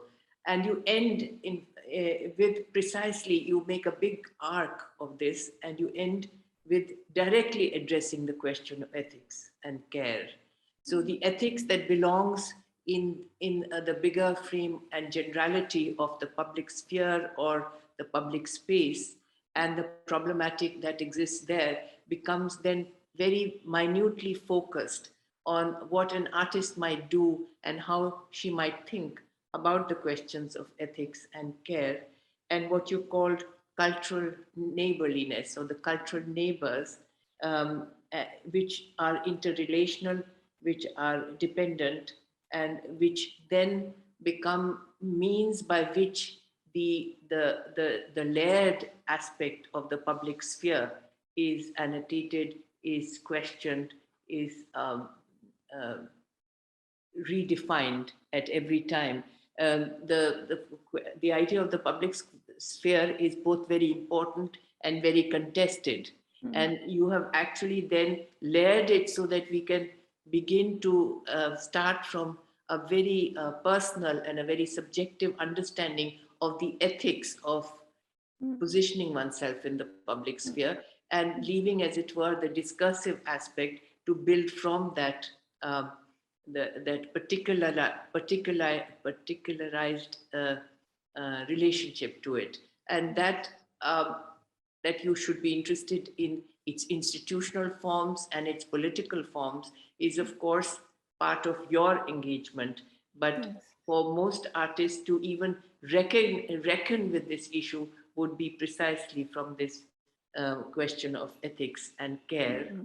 And these as integral to any definition of aesthetics itself. Mm-hmm. Thank you. And now we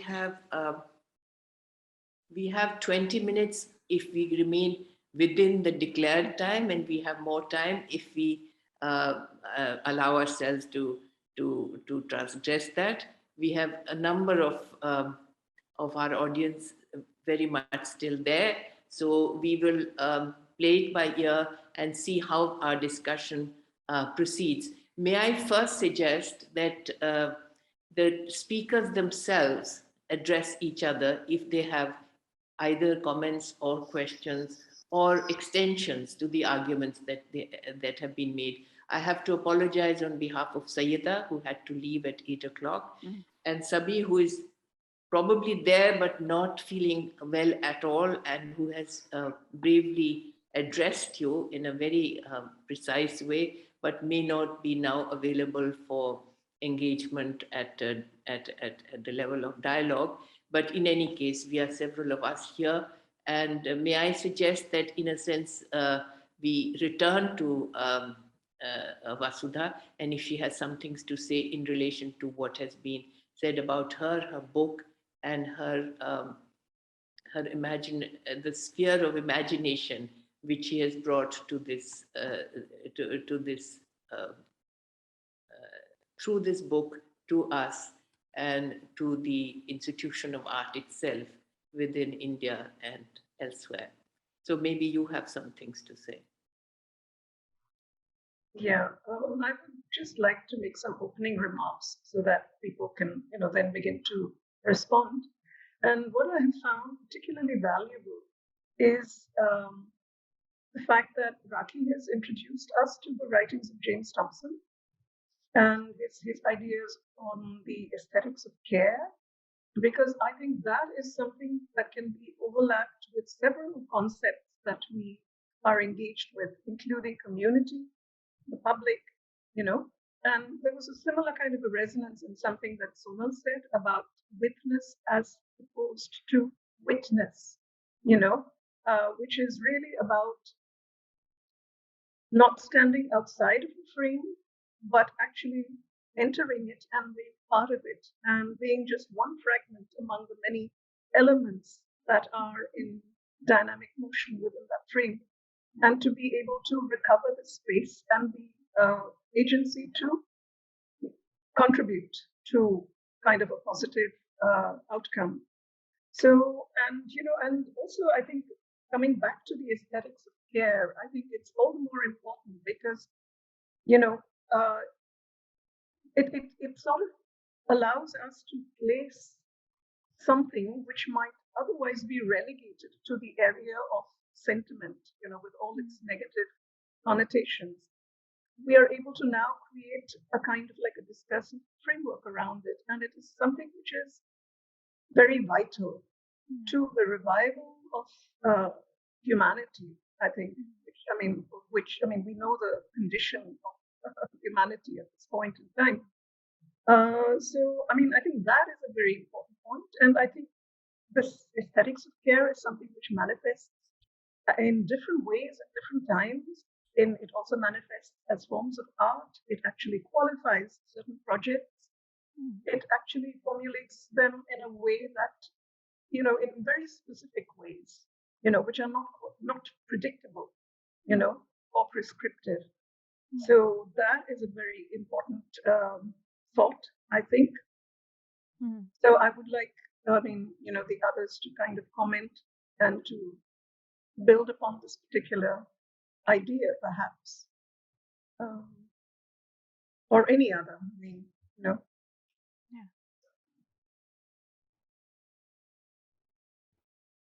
And also the idea of community and care.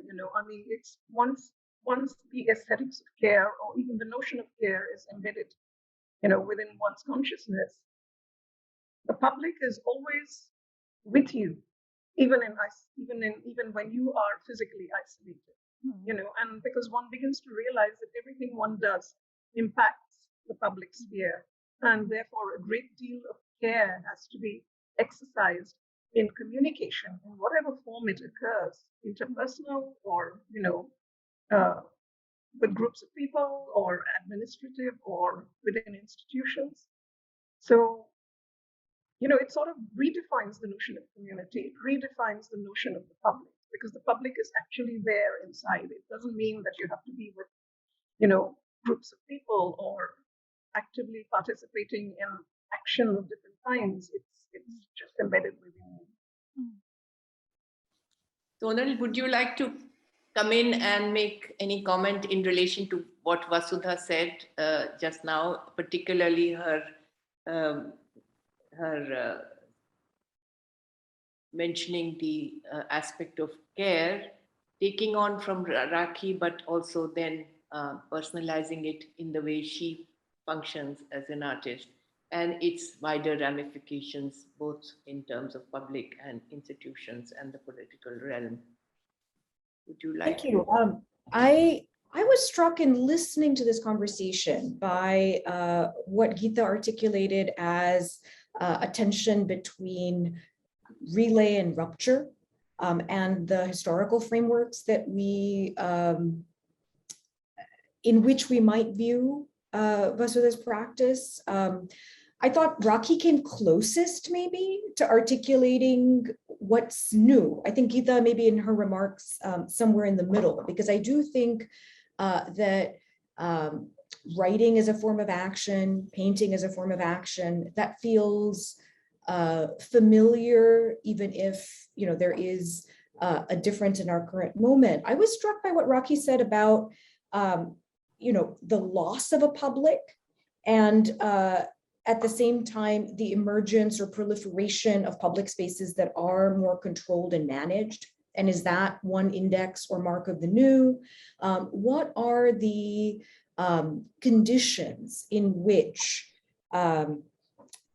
aesthetics, care, ethics, what are the structural conditions under which these are enacted or indeed possible? I thought that was an interesting provocation that emerged from this last set of remarks. And to my mind, marks a difference perhaps from the past, a departure from the past. I really appreciated Rakhi's point about how do we think about healing, who's healing? And healing as a collective practice, or as social, as opposed to being individualized. And that, there are lots of ways in which I'm just going to return this to all of you in some way, to think about how we think about this historical moment and this practice within a larger frame, because I can see lots of other artists that are making and thinking along these lines. And it does raise the question of communitas. What constitutes communitas at this moment? Yeah, I think that it's a very good point. We are at a very good point to open the discussion. And I really appreciate Sonal bringing the category or the word communitas into the discussion, because it spans from the ethical being to the social coherence and its rupture, to the public sphere, and then finally to the political.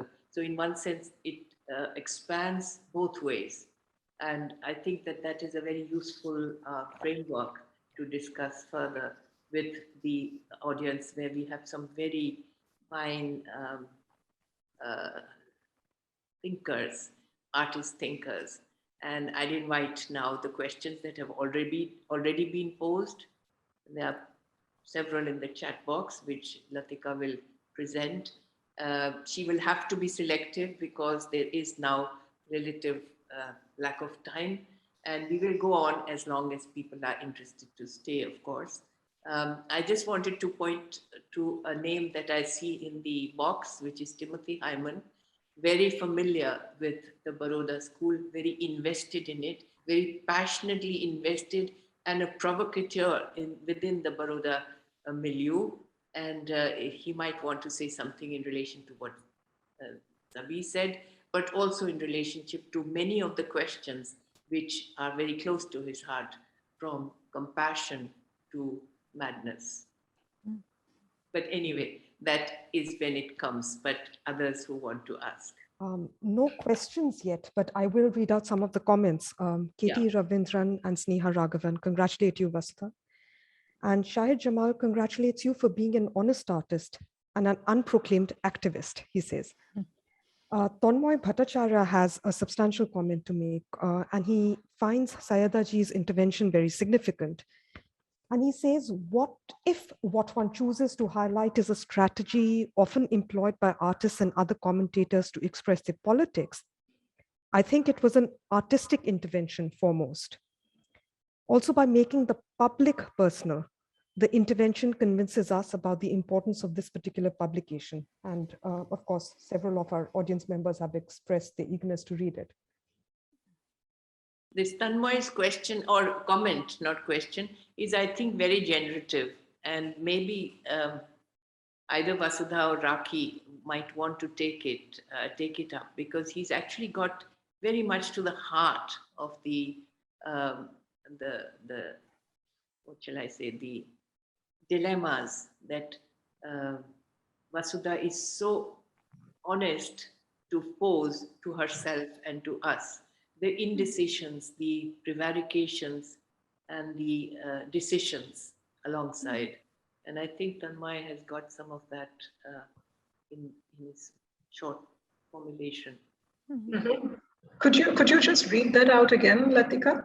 Yeah, so referring to Saiyida's intervention where she spoke about art, activism, or the artist and the activist, he says, if what one chooses to highlight is a strategy often employed by artists and other commentators to express their politics, I think it was an artistic intervention foremost. And also by making the public personal, the intervention convinces us about the importance of your writing, Vasudha. Mm-hmm. I think I'll have to think about this one.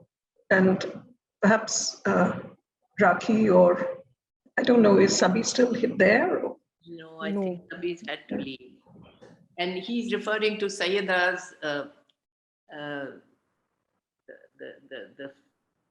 Sayyida's ability to extend herself precisely from within a deep condition of compassion to public action. I think that he's referring very much to that kind of ability. And the comment seems rather complete, so I was just wondering what I... It is complete. It is. Yeah. I'm sure there are other people here who have much to say. I invited Timothy, he's not coming forward. I wondered if Sudhir Patwardhan might want to come in and say something, because he's engaged with these issues in a very, very sustained way over decades. Sudhir is one artist that has engaged with precisely the ethical and the public. And Sudhir, would you like to come in? What we can also do is that if you're reluctant to type something in the chat box, not us? Yes, why not? We can actually unmute you and please ask or comment directly as well. I also thought Shiba might want to say something, but she hasn't yet raised her question. I can only see a few names, and Balinder, who would have known your work for a very long time, being very close to you. I'm just wondering whether they might want to, as Latika says, just speak. It doesn't have to be a question at all. Just speak their thought rather than write it down in the chat box. Balinder has put a comment in the chat box saying that she looks forward to reading the book and thanks all of you for an engaging conversation. Coming back perhaps to the notion of artistic intervention over and above, other forms of interventions, do I understand that right? About what Tanmoy's comment on the fact that it's primarily an artistic intervention, as opposed to say something which is like specifically political or, yeah. But yes, of course, because, in the sense I think this is a comment that Sabih had also made, that I always go back to painting, drawing, The fact is that whatever it is that you have done, there is no substitute for time. And that is the most valuable qualifying factor, which is sort of indicative of the quality of what you can put out in the public sphere, And so therefore, for me, that would be the only platform through which I can interact with the public sphere.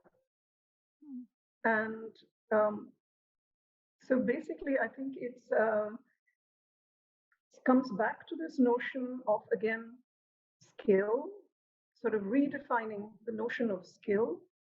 It is normally seen as something which is like very much to do with technique and a kind of cosmetic, you know, approach to surfaces, but it is something more than that. It is also associated with the notion of care that Rakhi brought up, and skill and care, because the care with which you craft things, including communication, relationships, whatever it might be, that is sort of central to what one does.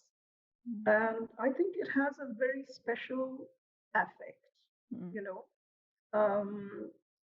And that is something that those of us who are, you know, in a position to exercise that affect should in fact make use of it, you know.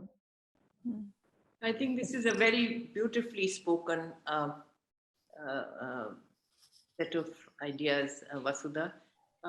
Skill, which as you say, we would in some ways now, particularly in contemporary art, not privilege and see it as part of some kind of a institutional compulsion that was perpetrated for centuries, or skill only in terms of craft practice. You're bringing skill into the area of care, which is unusual for me. I mean, I must say that I have not thought of this relationship. Skill and care and affect. These are three quite independent nodes of thought or nodes of understanding art. And you brought them together in literally in one long sentence. And I'm very intrigued by that and very moved by that. And perhaps we should be able to discuss this further. Maybe Rakhi has something more to. Just before that, Santosh, Sakinala has raised their hand. Right. So if you could, we've unmuted you, so you could please just speak. Thank you. Thank you, Vasudha, for this and the entire panel. I was thinking in terms of art pedagogy, like how do you bring this entire experience that perhaps reflects in your book to your present engagement with art pedagogy, and maybe, if I may say, a specific set of publics in students who come from different ecologies, social ecologies maybe. So I was wondering, how do you bring that in and the challenges of doing that? But you know, that is precisely why it becomes possible to undertake this pedagogical exercise of, you know, working with a kind of like a public conscience, you know, because there are students from different kinds of cultural backgrounds. Some of them, a lot of them, in fact, from small towns and villages who have experienced ground realities in a way that urban dwellers have not, you know. So there is a deep knowledge there, which unfortunately is sort of denied, you know, by the students themselves because of wanting to step into a kind of like a preconceived notion of contemporary sphere. But somewhere, if one can actually harness that knowledge and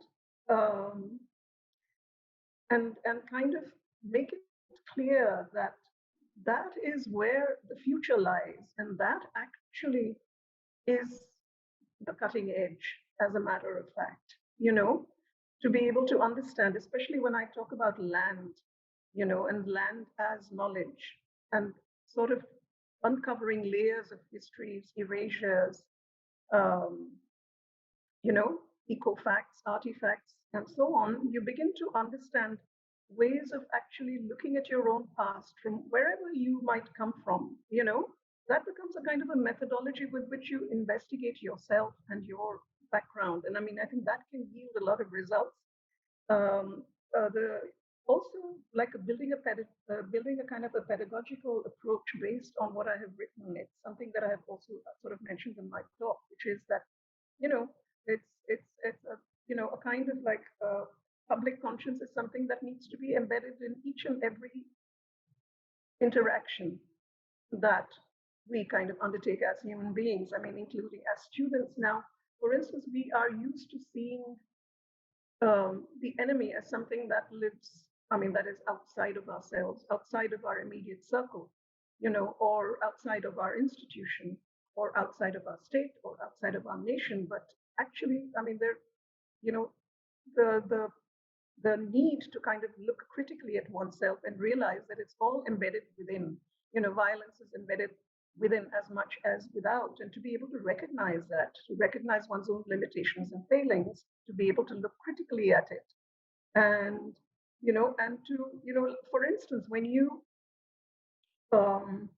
we do a lot of field trips. So when we go on these field trips, we discuss certain sites, we discuss what we see, and we sort of uncover all these layers, and then that sort of enables us to actually figure out what it is that has shaped that particular situation, or and therefore what you would do with that material is qualified by that knowledge.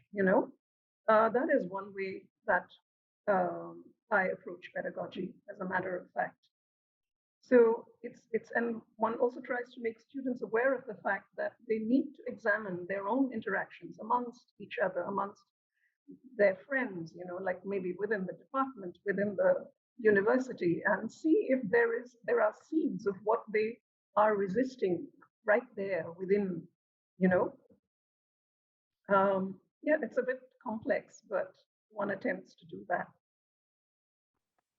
I think there were some other questions that came. The boxes lit up. One was Timothy, and one was there was some. That doesn't mean that there's a question there. No. Vidya, yes. Yeah. I just wanted to congratulate everyone. I think it's such a wonderful book, and I want to thank this panelists also, because I think you've opened up so many dimensions. I mean, it's a very exciting introduction to the whole book. And one of the things I was thinking about when Sonal also brought up this question of a lot of artists' books and artists' writings, which are coming into the public domain, which has been happening for a while. And I was thinking about these very large anthologies that Sonal mentioned with MoMA and stuff, and trying to think about, a kind of large discursive framework for practice through writing. And this choice by SSAF to kind of work with one artist's writings. And I always think about how Vasudha speaks of the Himmat project also as a way of offering language to the girls that she was working with. So giving them a language to speak in a time when they needed it, as a kind of a healing process. And then the language that she crafts and that she works through, which also Rakhi spoke in the beginning as a kind of a fragile process that is being shared, and how important this document becomes within that context as well. So thank you for that. And yeah, I think it's a wonderful, I also really love the way it kind of frames the art documents, which there are going to be so many more of. Thank you, Vidya. Yeah. I'd like to respond to that. I mean, I think it's very important that we find these discursive ways to keep the conversation alive, I mean, in the sense, and it is something which helps one to create another space besides the market. And I think it's wonderful that it's developing, and that more people are writing, sharing documents, and communicating in other ways besides, through objects and displays and so on. So I just find that it provides an alternative space,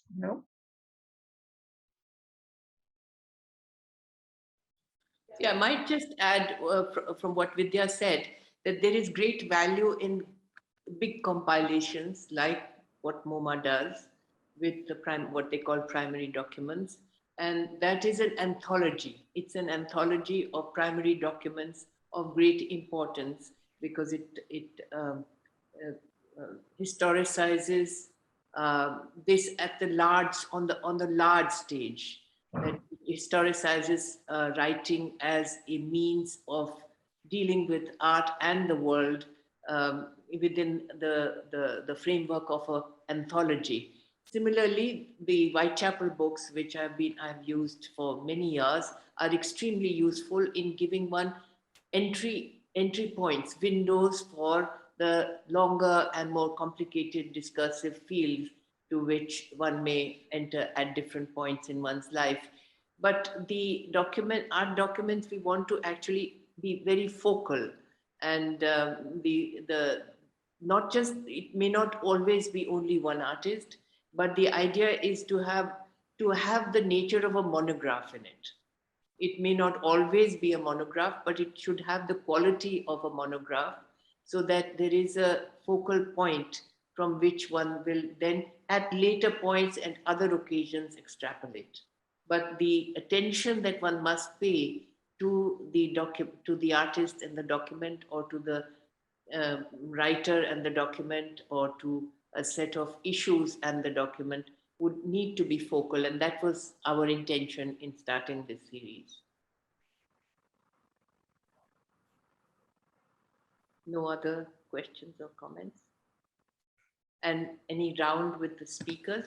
Would the speakers wish to say something in conclusion after this long discussion? I'm sorry that we had two speakers who had to leave.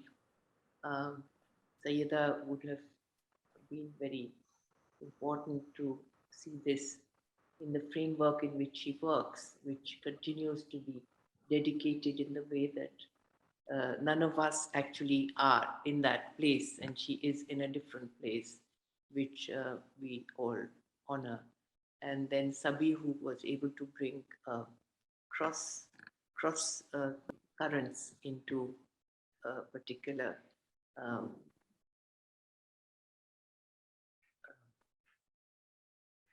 desire of his understanding of where we should be processing knowledge. I think somebody just said something. There are a few comments. Shukla Savant congratulates you, Vasudha, and she's looking forward to reading the book. Shiba Chachi has again congratulated you and has also said that this is an interesting set of overlapping ideas. And also Nancy Adajanya. And just to also say that my colleague Malvika has put in links to, if any one of you would like to buy the book online. So there are links in the chat. And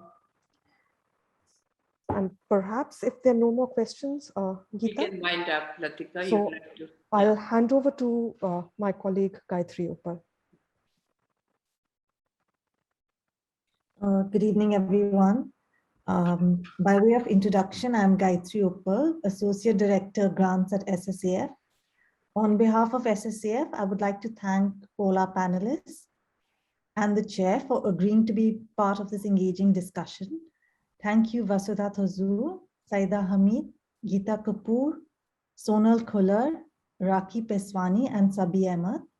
I would also like to thank Indu Chandrasekhar, publisher of Tulika books. I thank the audience for joining us from different parts of the world and time zones, and for their attention. I would also like to take this opportunity to introduce our colleagues at SSAF and thank them for their contribution to this event. Saurav Sil, he's here, is archives manager at SSAF and has designed the wonderful invitation and managed the technical aspects of the event. And Malvika Madgulkar is assistant editor, publications and communications, and she's handled the outreach for this discussion. And Santosh Sani is our accounts executive. Please do visit our website, ssaf.in, and follow us on social media for updates about forthcoming programs. Thank you all again for joining us today, and good night. Thank you. Good night, and thank you very much. Thank you all. Thank you, Vasudha, for an extraordinary. Thank you. Yes.